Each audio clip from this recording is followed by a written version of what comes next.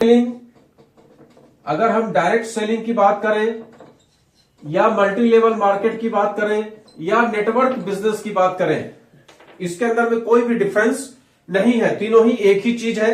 ये simple business को करने का एक तरीका है, टर्नओवर को करने का एक तरीका है, नथिंग एल्स, और कुछ भी नहीं है।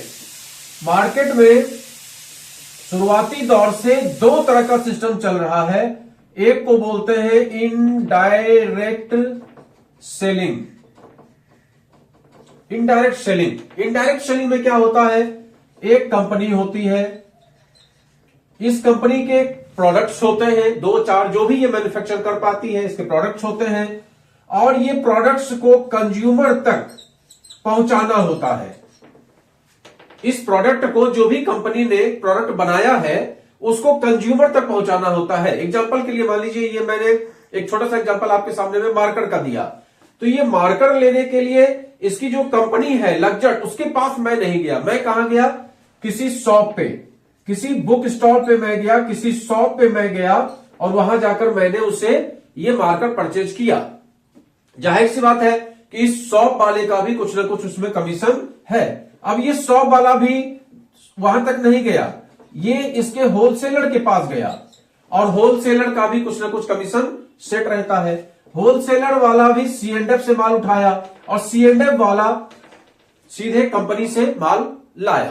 तो इस तरीके का एक डिस्ट्रीब्यूशन का सिस्टम होता है। इस डिस्ट्रीब्यूशन के सिस्टम में ये सब लोग, कोई 5 करोड़ लगा के बैठा है, कोई 50 लाख लगा के बैठा है, कोई 5 लाख लगा के बैठा है। अल्टीमेटली जो पैसे वाले लोग हैं, जिनके पास इतना पैसा है कि वो 10-20, 50 लाख, 1 करोड़, 2 करोड़ रुपया या अपने पास से या बैंक से लोन लेके या किसी भी तरीके से इन्वेस्ट करके शॉप ओपन कर सकते हैं, डिस्ट्रीब्यूटरशिप ले सकते हैं, वो यहां पर इन्वॉल्व होते हैं। प्लस में इस सेक्टर में एक बहुत बड़ा रोल होता है एडवर्टीजमेंट का, प्रचार का। तो प्रचार क्या, सेलिब्रिटीज के द्वारा प्रचार, होर्डिंग्स, बैनर्स, टीवी में ऐड, पेपर में विज्ञापन, इस तरीके का जो आप ऐड देखते हैं, इसका भी बहुत बड़ा रोल होता है। नतीजा यहां पे क्या होता है कि जो प्रोडक्ट 20 रुपए का बनता है, वो इनका कमीशन, इनका कमीशन, इनका कमीशन, बीच में बढ़ते बढ़ते कंपनी का प्रॉफिट, प्लस में एडवर्टीजमेंट खर्च होते होते कंज्यूमर तक ये प्रोडक्ट 100 रुपए का मिलता है। अब आप यहां पे देखिए तो 20 रुपया इसका कॉस्ट और प्रोडक्ट मिला हमको 100 रुपए का, 80 रुपए का बंदरबाट यहां बीच में हो गया। तो कुछ दिन पहले, कुछ समय पूर्व, 100-150 साल, पौने 200 साल पहले इसके विषय में विचार किया गया कि क्या कंपनी और कंज्यूमर के बीच में जो ये चेन सिस्टम है, जो ये सिस्टम दिया हुआ है, क्या इसके अल्टरनेट में भी कुछ इंतजाम हो सकता है। तो कुछ लोगों ने यह सोचा कि कंपनी और डायरेक्ट कंज्यूमर, यू, हम और आप, इन तक माल को कैसे पहुंचाया जाए। इसी का नाम इन्होंने दिया डायरेक्ट सेलिंग, और कुछ नहीं है डायरेक्ट सेलिंग।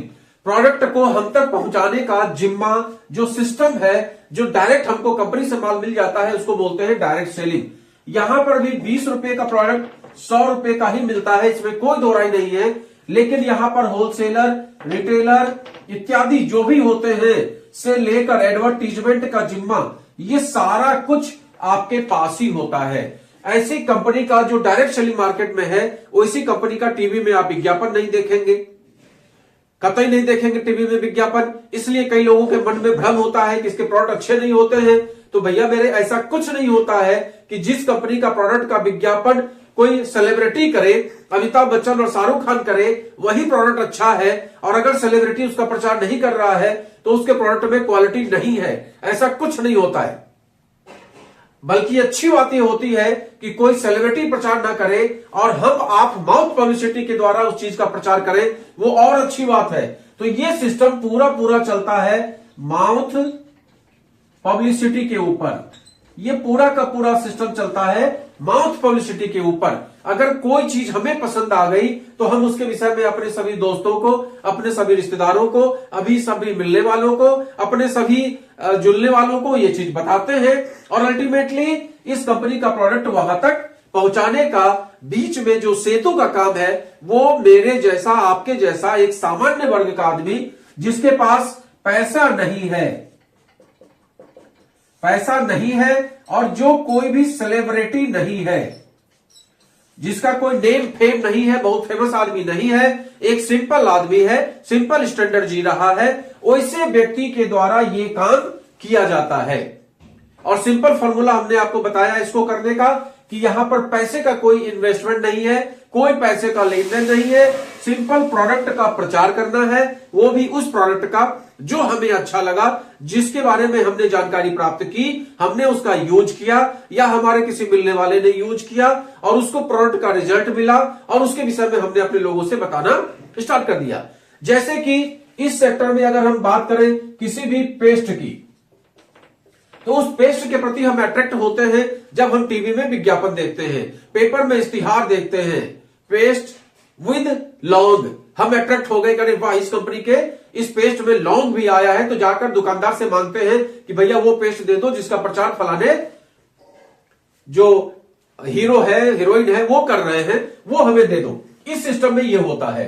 और इस सिस्टम में अगर पेस्ट की बात आती है तो इस पेस्ट का हमने इस्तेमाल किया और इस्तेमाल करने के बाद उसका जो बेनिफिट हमें समझ में आया उसके विषय में हमने अपने लोगों से, अपने मिलने वालों से, अपने पड़ोसियों से, अपने सभी मित्रों से चर्चा की और अल्टीमेटली उनको पेस्ट हमने प्रोवाइड कराया। तो जब हमने उनको पेस्ट प्रोवाइड कराया तो C&F का रोल भी हम ही ने अदा किया, होलसेलर का रोल भी हम ही ने अदा किया, डिपो या शॉप का रोल भी हम ही ने अदा किया, मतलब पूरा डिस्ट्रीब्यूशन का जो जिम्मा है वो हमारे आपके ऊपर है। प्लस में पब्लिसिटी का जो जिम्मा है, यहाँ के जो अमिताभ बच्चन और शाहरुख खान है वो हम ही आप है। लिहाजा कंपनी में ये जो पैसा बच रहा है 20 रुपए से 100 रुपए के बीच में, जो 80 रुपया बच रहा है ये हमारे आपके बीच में ही बढ़ जाता है। क्लियर? जब हमारे आपके बीच में ही वो पैसा बढ़ जाता है तो उसी को बोलते हैं इनकम का रास्ता। इसीलिए इस सिस्टम में, डायरेक्ट सेलिंग बिजनेस में एक सामान्य आदमी को प्रचार करने का पैसा मिलता है, एक सामान्य आदमी को डिस्ट्रीब्यूशन का पैसा मिलता है, एक सामान्य आदमी जिसके पास पैसा नहीं है, जिसके पास नाम नहीं है, सम्मान नहीं है, लेकिन जो 4 रिश्तेदार उसकी बात सुनते हैं, 4 रिश्तेदार की वजह से जो उसका टर्नओवर होना स्टार्ट हो जाता है, उस टर्नओवर की वजह से कंपनी को जो प्रॉफिट होता है वो उस व्यक्ति को दिया जाता है जिसको हम लोग इनकम बोलते हैं। तो बिल्कुल साफ शब्दों में हमने आपको डायरेक्ट सेलिंग और इनडायरेक्ट सेलिंग को बताने का प्रयास किया, दोनों के डिफरेंस को बताने का प्रयास किया। अगर आपको ये बात समझ में आई हो